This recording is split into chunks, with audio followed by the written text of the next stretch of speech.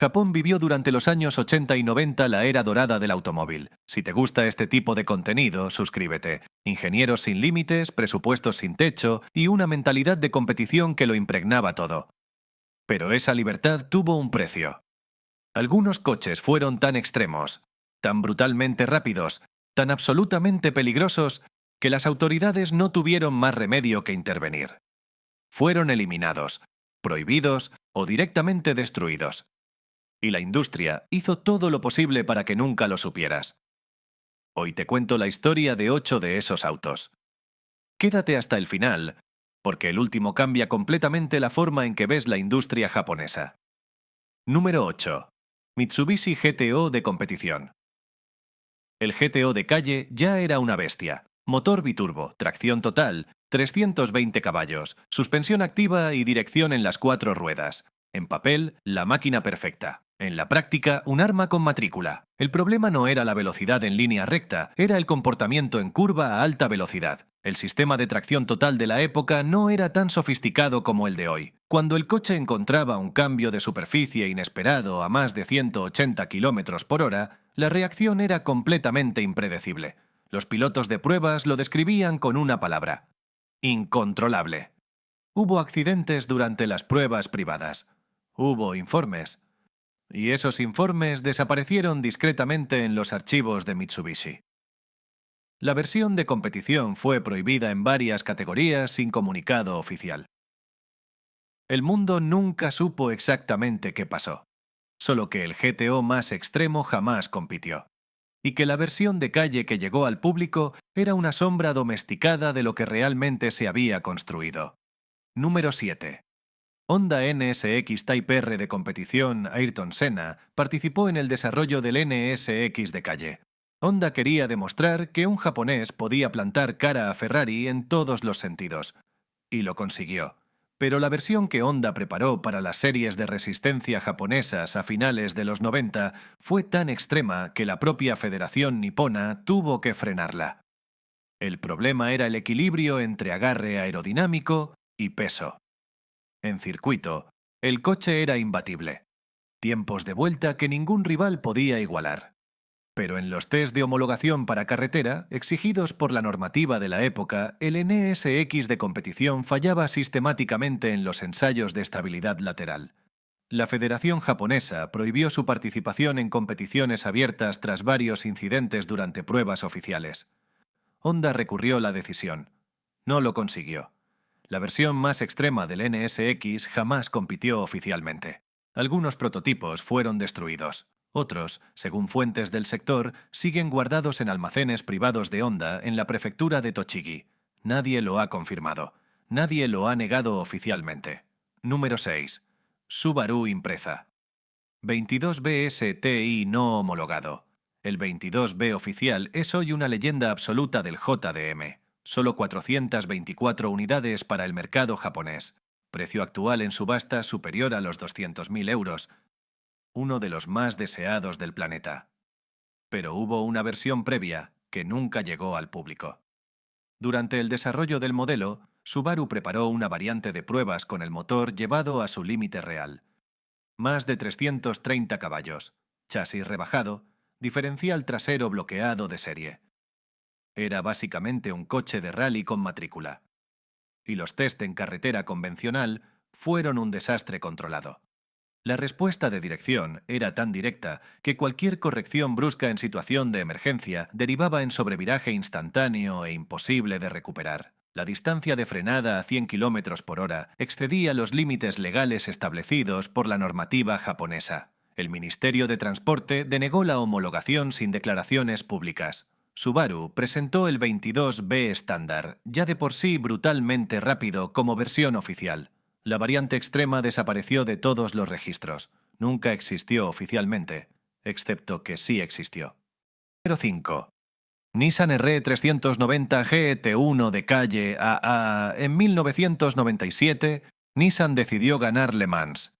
No participar. Ganar. Y para ello construyó el R390 GT1. Motor V8 biturbo, más de 550 caballos, carrocería de fibra de carbono. Un monstruo absoluto. Para competir en la categoría GT1, la normativa exigía homologar una versión de calle del coche. Nissan lo intentó.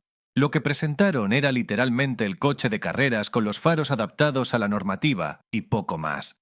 Las autoridades japonesas realizaron los test pertinentes. El resultado fue devastador. En caso de impacto frontal a velocidades convencionales de circulación urbana, la supervivencia del conductor no estaba garantizada. Las estructuras del chasis de competición no absorbían el impacto de la forma exigida por la ley. Se fabricaron 2 unidades de calle. Nunca recibieron matrícula japonesa válida. Nunca pudieron circular legalmente en ningún país del mundo. Nissan corrió en Le Mans 1998 y terminó cuarto. Y esas 2 unidades llevan décadas guardadas en colecciones privadas, fantasmas de un proyecto que nunca pudo ser legal. Número 4. Toyota GT-One TS020. Si el R390 fue polémico, el Toyota GT-One fue directamente escandaloso. Toyota construyó el TS020 con un único objetivo: ganar Le Mans 1999. Motor de 3,6 litros biturbo rozando los 600 caballos, aerodinámica activa, un chasis en el límite absoluto de lo que la física permite construir. Una obra maestra de ingeniería pura. Igual que Nissan, Toyota tuvo que homologar una versión de calle, y lo que presentaron ante las autoridades japonesas fue un fracaso en toda regla. Sin airbag, estructuras de absorción de impacto mínimas, cinturones de competición pura, una posición de conducción que hacía imposible el acceso de emergencia al conductor. Las autoridades rechazaron la homologación. Toyota recurrió. Volvieron a rechazarla. El GT1 nunca recibió matrícula legal en ningún país del mundo de forma oficial. Se fabricó una única unidad de calle. Existe. Está guardada en algún lugar. Y es técnicamente ilegal en todas partes. Toyota fue a Le Mans. Iba primero a 1 hora del final. Un fallo mecánico lo dejó parado a metros de la meta. Uno de los momentos más dolorosos del motorsport japonés. Y el GT1 de calle sigue sin poder salir a la carretera. Número 3. Mazda 787B. Adaptado a calle. El único japonés que ha ganado Le Mans. 1991. Motor rotativo de 4 rotores con un sonido que el mundo no había escuchado antes ni ha vuelto a escuchar después. Una victoria histórica que Mazda tardó décadas en superar en términos de impacto emocional. Lo que nadie sabe es que Mazda intentó en secreto desarrollar una versión de calle de ese coche. El proyecto fue completamente interno, nunca anunciado públicamente. El equipo trabajó durante casi 2 años intentando adaptar el motor rotativo del 787BE para cumplir las normativas de emisiones japonesas de la época. Fue técnicamente imposible. El motor en su configuración de competición consumía aceite a un ritmo que ninguna normativa de calle podía tolerar. Las emisiones multiplicaban por 8 los límites legales permitidos. Pero el problema más grave no era el motor, era la visibilidad. La posición de conducción del 787B es tan baja y la carrocería tan cerrada que el conductor tiene una visibilidad lateral prácticamente nula. En las pruebas de homologación, el coche no superó los requisitos mínimos de campo visual exigidos por la ley japonesa. El proyecto fue cancelado internamente. Mazda nunca lo reconoció. Pero varios exingenieros del equipo lo han confirmado en entrevistas a lo largo de los años. El 787B ganó Le Mans y nunca pudo salir a la calle. Número 2. Nissan Skyline GT RR. 32 de 600 caballos de vapor. Lo llamaron Godzilla. Llegó en 1989 y fue absolutamente devastador. Dominó el campeonato de turismo japonés de tal manera que los rivales simplemente dejaron de presentarse. Era injusto competir contra él, pero el R32 que vendían en el concesionario tenía 280 caballos. ¿Por qué solo 280 si el motor podía dar mucho más? Porque en 1988, bajo presión directa del gobierno japonés, todos los grandes fabricantes del país firmaron un acuerdo voluntario para limitar la potencia máxima de sus coches de calle exactamente a esa cifra. La amenaza del gobierno era clara. Si la industria no se autorregulaba, el Parlamento legislaría límites mucho más estrictos que podrían destruir el mercado de altas prestaciones para siempre. Los fabricantes prefirieron ceder antes de enfrentarse a algo peor. El resultado fue una doble realidad. El R32 de competición que Nissan usaba internamente superaba los 550 caballos reales. El de calle, 280. Dos coches completamente distintos con la misma carrocería. Las versiones modificadas que circulaban ilegalmente superando ese límite fueron objeto de operaciones policiales específicas durante los años 90. Talleres especializados en preparaciones extremas fueron cerrados por orden gubernamental. El gobierno japonés persiguió activamente todo lo que rompiera el acuerdo. Godzilla existió. Pero el mundo solo vio la versión que el gobierno permitió que existiera. Número 1. El proyecto secreto de Honda. Y llegamos al más polémico. Al que prometí al principio. Al que cambia todo. A mediados de los años 90, Honda estaba en uno de los mejores momentos de su historia en la Fórmula 1. Y dentro de la compañía existía un grupo pequeño de ingenieros con una idea que rozaba la locura. Tomar la tecnología real de un monoplaza de Fórmula 1 y meterla en un vehículo que pudiera circular por la calle.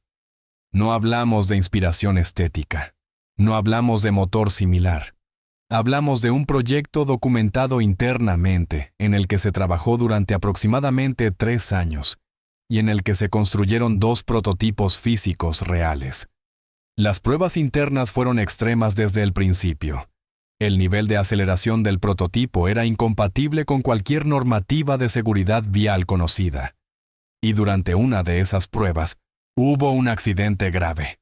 Un piloto de pruebas fue hospitalizado. El incidente nunca fue reportado públicamente. Honda gestionó la situación de forma privada. El piloto firmó un acuerdo de confidencialidad. Entonces intervino el gobierno. Un coche así, en plena vigencia del acuerdo de los 280 caballos, habría sido políticamente insostenible. Habría forzado al Parlamento a legislar límites que habrían destruido el mercado deportivo japonés durante décadas. Honda tomó la decisión que tenía que tomar. Los prototipos fueron destruidos. Los documentos, archivados bajo acceso restringido. Los ingenieros, reasignados a otros proyectos. Lo que sí vimos fue el Project 2 y 4, presentado en el Salón de Frankfurt de 2015. Un concept car hermoso, emocionante, legal. Un homenaje cuidadosamente controlado a aquella idea. Una postal de lo que pudo haber sido si el mundo hubiera sido diferente. El proyecto real nunca existió oficialmente. Pero existió. Japón construyó los mejores coches de su era. Y precisamente por eso tuvo que frenarlos. Hay algo profundamente irónico en eso. El país que más lejos llevó la ingeniería del automóvil fue también el que más duramente limitó sus propios logros. No por incompetencia, no por cobardía, sino porque más lejos significaba más muertes. Y en ese equilibrio imposible nacieron algunos de los coches más extraordinarios que el mundo ha visto jamás. Coches que existieron en la sombra, que corrieron en secreto, y que el sistema se encargó de borrar antes de que pudieras conocerlos. Dale like si alguna de estas historias te ha sorprendido. Y suscríbete, porque la semana que viene seguimos desenterrando lo que la industria prefiere que no sepas.